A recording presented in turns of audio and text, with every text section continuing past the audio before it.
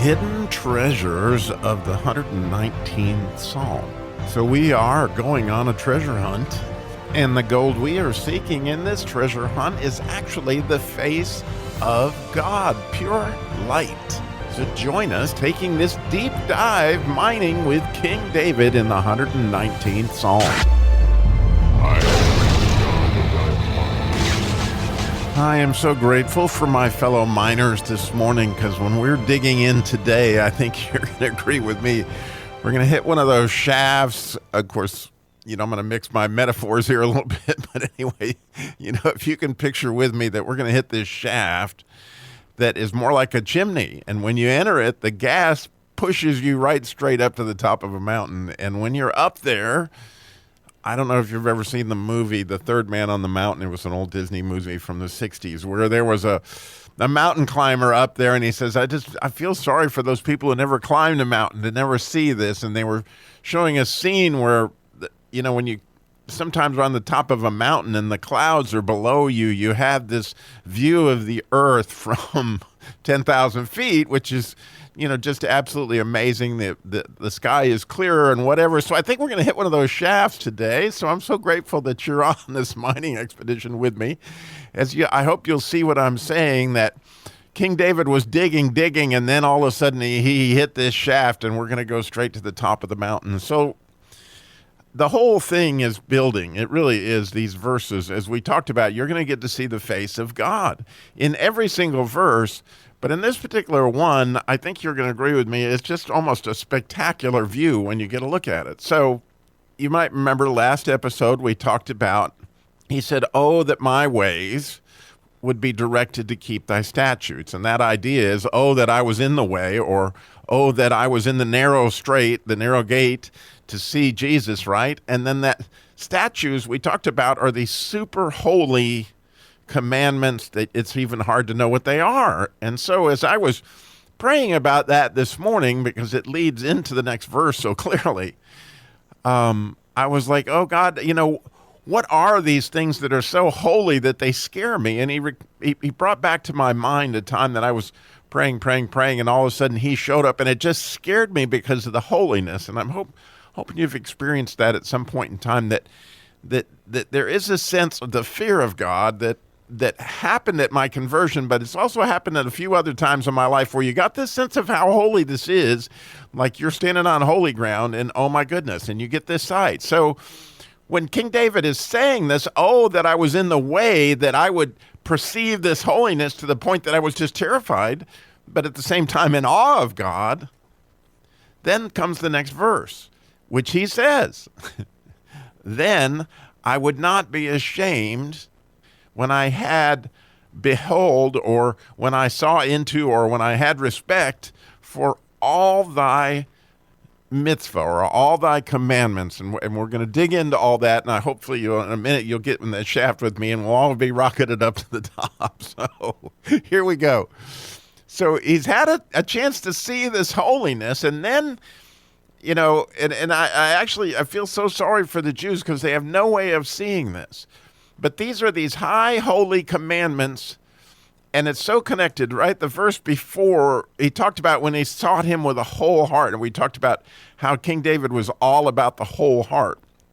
Well, in this verse, he said, then I will not be ashamed, and that word has to do with nakedness, okay? Then I'm not going to be naked. Then I'm not going to be a poser. And if you're like me, how often am I ashamed? How often am I exposed for not being who I think I am, right? And here King David is saying, then I would not be ashamed. Okay, well, work with me here a minute. And the good news is we have the New Testament to see what this looks like, because what's the one story in the New Testament that points to shame tremendously is when Peter denied Christ, right? And he was totally ashamed. His cloak had been pulled off, and he got a chance to see that night when the cock crowed 3 times exactly what he really was versus what he thought he was. So what David is saying is he wants this idea to go from this point of shame to a point of being able to see Jesus through these kind of mitzvah, these commandments, and this is so clearly pictured, this verse is, and I'm sure you're with me that I don't know, I think most people that love the Bible love the section where Jesus is restoring Peter at the end of John, and he asks him, Peter, do you love me? He asks him 3 times, Peter, do you love me? Well, after he asks him if he loves him, which is really getting at this whole idea, do you love me with your whole heart? Like David is saying here, then do a mitzvah. Do this, feed my sheep, right? Do you love me? If I was not ashamed, and here's a picture, okay? So Peter was ashamed. He was totally shamed and totally naked. And now Jesus is restoring him because he's seen some holiness that he got a chance to look at himself and he got a chance to look at God, right? And here God is restoring him. He's not ashamed. And this, right? Then I would not be ashamed when I could behold, when I could see all. And the word that David uses here is that same call word, that same meaning of whole. I could see your whole mitzvah. I could see your whole commandment. Well, how can we see the whole commitment? Because if you look at this word mitzvah again, to get back to that, it is a mem, which means the Messiah or the king, and then a zadik, which means righteousness, a vav, meaning coming from heaven expressed. Well, it's clearly Jesus. But if you think about what he's saying here, let's just take the mitzvah of feed my sheep, right? The commandment to feed my sheep. Well, I don't know if you've ever had a chance to teach a Sunday school class or maybe even share with your kids when all of a sudden you were talking about something in the Bible and you saw the light come on, right? You saw them see Jesus. You saw their eyes be enlightened, like, oh my goodness. And you saw that. You knew that at that moment in time you had fed a sheep.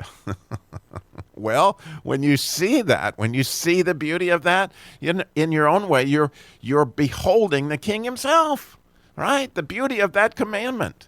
And so what King David is saying here, I'm convinced, is then I'm going to be like Peter, right? I'm not going to be ashamed, and I will actually be able to feed the sheep. And so many times, those of us who teach Sunday school and that kind of stuff, we go in there and we feel like such a poser. Well, go back to the verse prior, because what did he say? He said, oh, that my ways, oh, that I could get in the straight gate, right?